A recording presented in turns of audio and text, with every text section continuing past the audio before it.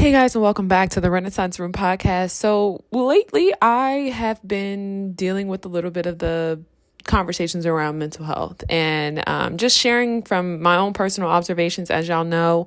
But I feel like with this particular topic, it's one of those things in which I really don't want to come at this with like any attempts to use a lot of like academic language. I kind of want to just be like real, very much upfront with this conversation and with these conversations, because I just think it's definitely like so important. And in all this, I want to talk about the grief that we carry. I want to talk about how for so many of us, you're sitting with people who have never had certain experiences, right? And in the grand scheme of things, when we think about a person who's been locked out from access, who's had very limited in their experiences, so often what we're thinking is like exposure. We're thinking, oh, they've never flown first class, or they've never been to LA, or you know what I mean? But I'm talking like those very fundamental experiences, right? So we already know within Western psychology, African Americans were kept out of many of these studies, right? And if we're in the studies, if we're in the textbooks, we're typically seen as we're being depicted in a very negative light. Even when you think about Western medicinal practices and the hospitals that we go to, the community, health centers and things like that within our communities, our bodies are regarded differently. You can walk in and say, I have a rash. I don't know what this is. And it's kind of like, we don't know what it is either. There's not really a lot of exploration around our physical well-being.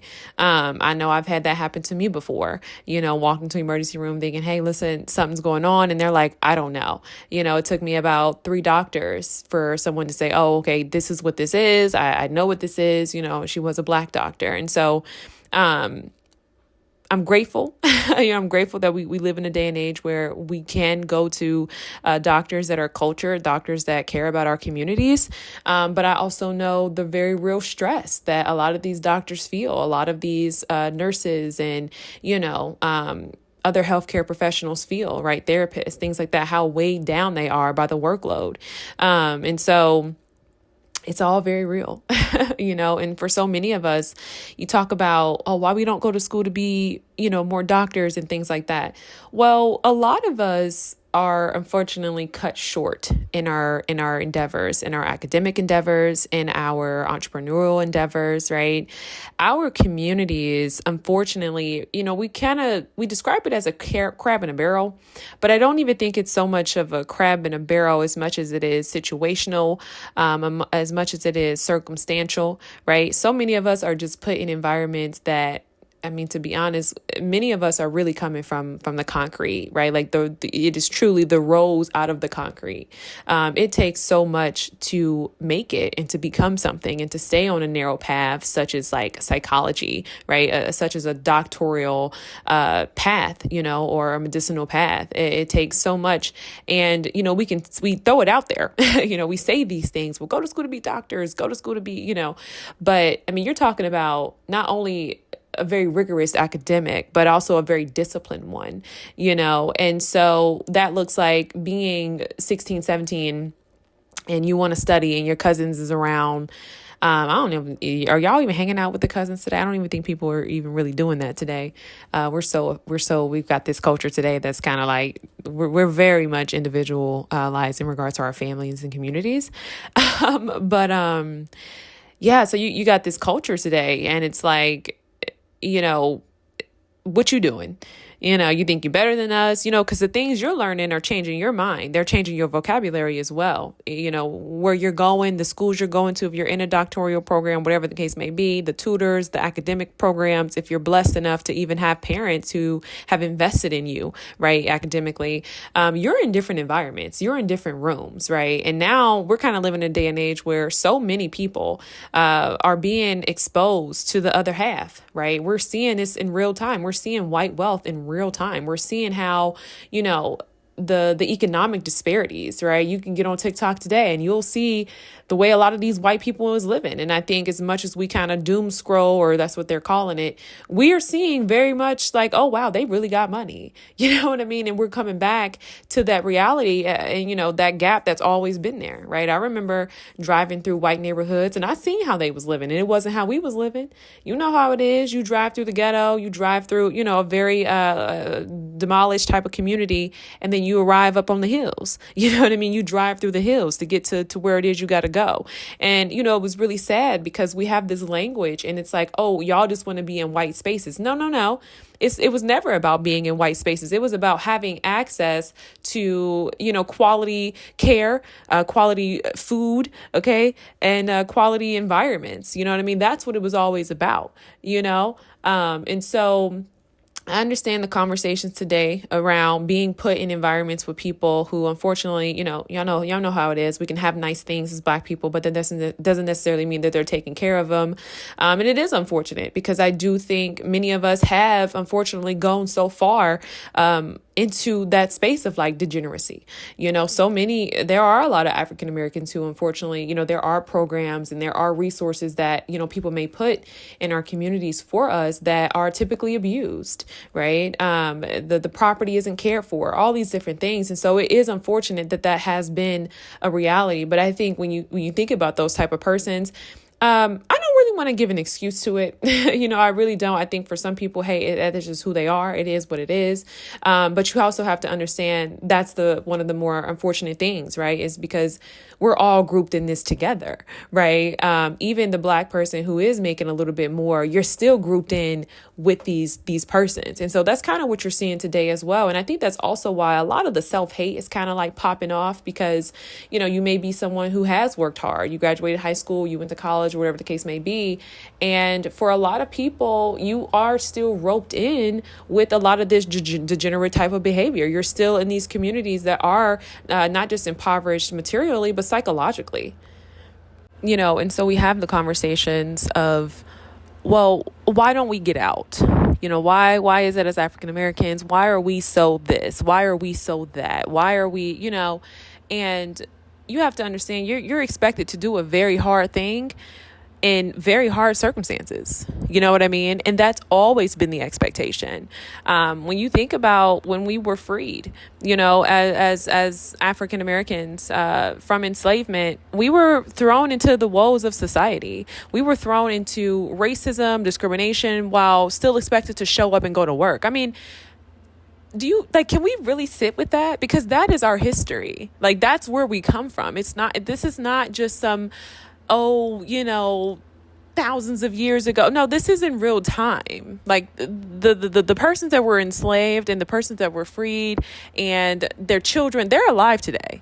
You see what I'm saying? So I think in all the ways in which we can critique Black culture, I think it's time to, if nothing else, if I had to start this series by saying, hey, this is where we're going to start, it's got to be compassion. It has to be compassion. You think about the separating of families that took place during enslavement and how so many of us feel without roots. So many of us feel so displaced. I was watching a documentary with a man who, it was for Katrina. And, within the Ninth Ward, they lost everything, an entire generation, an entire ancestral lineage, right? That kept those people rooted. And that's what happened to so many of us, right? They called it one of the greatest migrations in our within American society, you know what I mean? Within the United States. And so it's like, I just think that you have to understand what we're dealing with. And so I think the first thing is to meet it with compassion and to understand, hey, listen, it's okay if sometimes you do feel a little off. You know what I mean? That is normal. Like, you're dealing with a lot of people who have no idea where they come from. You're thrown into rooms, into households, really, with some people who don't want a parent, don't want to be a parent. If you happen to expose yourself to something a little bit better than what has been given to you, now you're speaking a foreign language. And that oftentimes becomes a threat, and we don't really want to have those conversations, but it's true. You know what I mean? To make a lot of Black people think or make a lot of Black people feel it's a real threat. Like, your life can potentially be in danger. It's that kid who is seen as too much. And that's not just a Black thing. That's a lot of parents who are just emotionally immature. But I'm speaking specifically to Black communities. And I'm speaking to those kids who grew up in academia. I was actually reading a book. I can't remember if it was Black Men in Depression by John Head, or I can't remember what book I was reading, but essentially he was just talking about, I think it was that, but I also think it might've been the Emma Brown I was telling you guys about, to raise a boy. And just really how for the Black boys who grow up and who choose books, who choose books over a football, you're instantly met with like, oh, you're a fag. You know what I mean? Like, excuse my language, but like you're there's something wrong with you. Like you're a fag, like fun, like you see what I'm saying? So any of our deviance is met with this very like insidious, right? It's a very much insidious type of isolation, and it really starts to corrode the spirit. And you can also see that when you think about Black women. I'll even share a little bit of myself, right? Being in the space of academia, having a little bit more self-governance, for reasons outside of anything I can really take credit for, and the isolation of never really being picked, you know what I mean? Never really being chosen, never really being regarded as, this Black woman who is so, you know what I mean? That's incredibly isolating. And I think I spoke about this, and just how when you listen to a lot of the grief that Black women express in regards to their relationships, I know that typically in mainstream media, what you're really hearing is anger, right? We typically shut it down. Oh, these angry Black women, et cetera, et cetera. But really what that is we don't get to be sad about that. We don't get to cry. We don't get to be hurt and say, it really hurts me that I'm a woman and I have these needs and I have a desire to be with a Black man and to raise my children and all these different things, but they're not looking my way. Right? They're not looking my way because I'm not sexy enough. I'm not, I'm not sexy enough. I may not be beautiful, you know what I mean? In regards to whatever they may aspire. And we know today, y'all know how it is. Come on now. Y'all know what it is today. I mean, before it was kind of like we would at least talk about it, but today, you know what I mean? It's all in the forefront. Back in the day, it was like, okay, yeah, y'all know how it is when it comes to the light-skinned girls and but today it's like, it's in our face. You know what I mean? It's really, really blatant, and it's really, really in our face. And so, as a Black woman, when you grow up dealing with that, here you are, this beautiful little girl, and it's like, oh, you ain't getting picked. You know what I mean? Don't nobody want to be with you. You're ugly. You see what I'm saying? That's so incredibly heartbreaking, and it's so incredibly isolating,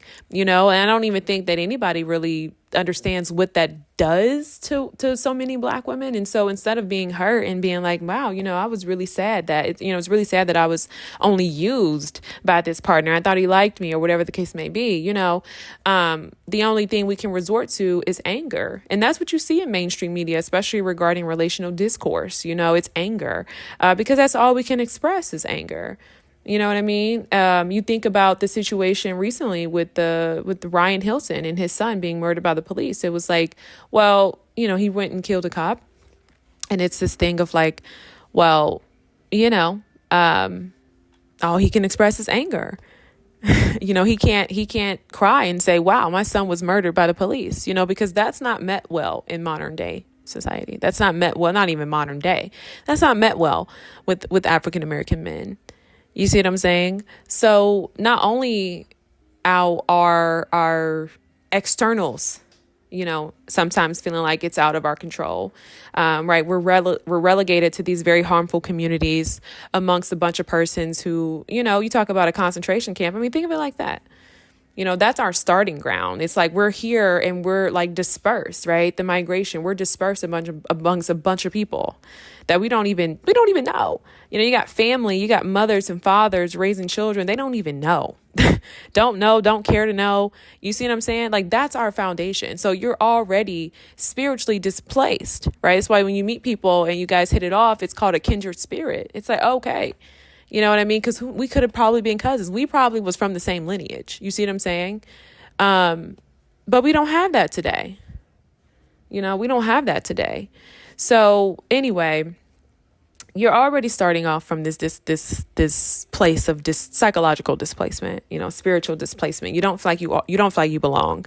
And then you go out into the world, and it's like, if you can't be the typical black man or stereotypical black woman, then there's no place for you, right? If you're smart, you're in the space of academia.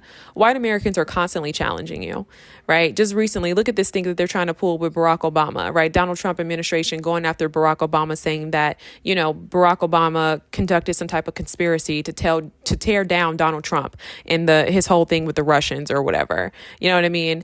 And it's like that. This is what we're dealing with. It's like when you walk into American society as a black person, especially if you are someone who can not necessarily assimilate, but you are a person who's a part of this society, and you're civil, you can conduct yourself in a certain way, you're constantly challenged. You know what I mean? And if you don't have a community backing you, you don't have family backing you, do you know how incredibly isolating that is? I just watched the little snippet that they did on Martha's Vineyard with Ralph Lauren, and I was so inspired. But there was also a little bit of grief that came to see how these families have been stuck together, or kept together rather, for generations as Black people, seeing all of them going to different Ivy Leagues and, all these different things. And I grieve that, because it's like, wow, why couldn't this be something that was available to all of us? Because the reality is that so many of us, we want that. You know what I mean? When we were freed as African Americans wanted liberty. We wanted the same rights to education. We wanted the same liberty to go off and be doctors or whatever it is that we wanted to be, now that we were freed. You see what I'm saying? You think about those conversations that that the enslaved had when they were on these plantations, dreams of going to college. You know that so many of them never even left the plantation. 3 and 4 generations died, born, bred, and died on these plantations. Never seen the world, never seen anything but the work that was given to them. Do you see what I'm saying? So it's like, as much as we talk about elitism, I know that can be another conversation for another day, but yeah, man, the first thing has to be compassion. It has to be compassion. We have to start with compassion. You know what I mean? You have no idea what it's like to really just wake up and it's like you're just kind of placed somewhere. You know what I mean? Like, you're just kind of placed. There's no love within the lineage. There's really no disconnect. You don't really resonate with these people, but they're your family. You know what I mean? That's why you talk about chosen family, and it is a real thing. You have people who really respect you and choose you, not because you had to set boundaries or you had to, but because it's like, this is what it is. You know what I mean? This is just who they are as people. They resonate with you. You have some people we talk about, and I'm talking about chosen family in the sense of like, you really do have some African Americans who really are just within that space of degeneracy, and so to be put in certain spaces with these type of people is tough. Now, y'all know this is a flip side to the coin, and that's a conversation we'll have for another day, but just know that if you wake up feeling that way, this is the start of the healing. Or I don't even want to say healing, because I think this term is so misused. It means so many different things to different people. I meet so many women, so many men who come out with these healing circles, come out with this sort of like healing conscious talk today. And it's nothing more than a fad. It's nothing more than a trend. You meet these people, they are some of the most confused, you know what I mean? Tired, just all over the place. Ain't did a lick of healing work. You know what I mean? So I don't want to use that language, but the first step is compassion. Well, really, it's acknowledgement, but it's compassion. We're going to, I'm going to do my best to try to stay on this course and look at this from different angles. You know what I mean? I know we're talking about doing the work of generational healing, but I do think we can start by acknowledging the fact that some of us are really placed in spaces, because this is what it was with migration, to where the love doesn't exist. We really are displaced. You know what I mean? We really are displaced. And for the families that have got to kind of stick together, I'm not saying there isn't the dysfunction and the abuse, but what I am saying is that I do think that there is something about, that kindred spirit and and really having love, and it not being something that you need to force. You see what I'm saying? And that's just my own personal philosophy. That's not anything that's proven. That's not a statistic. That's not data backed. That's not researched. That's just my own personal spiritual philosophy. You know what I mean? And what I've endured and what I've experienced, and just how, like I said, I do think that because of that migration and us being separated and all these different things, I do absolutely think we are kind of we're misplaced. And so if you're feeling misunderstood, I think that might be the reason. Like I said, that's just me throwing a thought out there, but the first step is really to have compassion, because at the end of the day, when a Black person decides I want better for myself, there ain't really a lot of people rallying with you. You know what I mean? And that's just what it is. I don't care what anybody, that's just what it is. And there's compassion, because for so many of us, we don't have a foundation. Y'all know that, right? And so I'm going to wrap up by saying that there's this weight for each one of us in every generation to go a little bit further than the prior generation without any resources, right? Just like our enslaved ancestors, without any resources, right? It's like, oh, you're free. Go ahead, right? Go ahead. And obviously they were able to sustain that. That was sustainable back then because of community, right? Not because we really liked one another, or, I don't want to say that. Well, let me not take it there, but not because, it was like, oh, this is my friend, or this is my wife. It was like, well, we all want to be free. We have a common goal, right? So that's our foundation. The foundation is the common goal. And I think that, talking about conversations of mental health, the foundation is that we all want to feel better about ourselves. We all want to at least have some aspect of this experience be validated, because it ain't going to be validated by these white psychologists. It ain't going to be validated by most therapists, because although they're therapists, like I said, they're way down. They got their own stuff they're dealing with. Some of us, you can get a therapy, not a therapy license, but like some type of certification to, to be a counselor. But that doesn't necessarily mean that you are going to be able to be competent in what it is. Because I think for to be a good therapist, I think it kind of requires like a lot of in-depth research, and I think it also requires a little bit of experience and expertise, and it requires somebody who's intuitive. Like there's a lot of different things that really go into making a competent therapist. And I can't say that those are always available for low income persons or impoverished communities. So we'll start here. And I hope this helped. Let me know what you guys think in the comments. You guys don't comment. I'll be seeing, y'all be listening, y'all be liking, but I really would appreciate some feedback on this podcast. And I hope we can continue on with these conversations. Peace.